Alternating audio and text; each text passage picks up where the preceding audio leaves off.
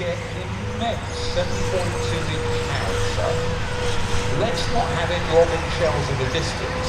Let's have it as a direct fire weapon that can fire around at a big, heavy future Russian tank. So they start a program of testing of how on earth we're going to get a gun that big onto a tank. Now coming on now is FV4005, Fighting Vehicle 4005. They're given these numbers so that, again, rather boring, we want names, don't we? But these are so we can differentiate the different projects going on.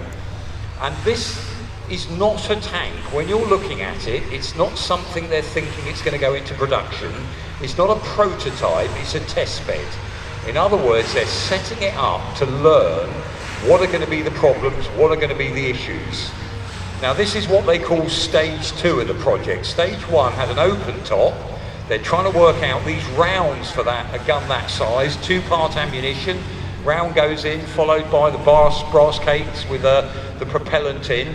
They start by doing it with a loader assist system. It looked like a bit like an auto loader, but they rotate the round behind the breech and then the loader can push it in. First came here in the play area. This turret used to sit on its own, looking a bit sorry for itself.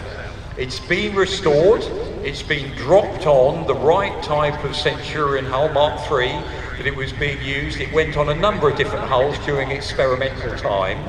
And it's obviously the biggest, why the wow factor, the biggest direct fire weapon ever put on a tank. It was going to fire HESH, high explosive squash head. Plastic explosive basically inside a metal case, pancake on the side of the enemy and causes massive damage inside by the shockwave.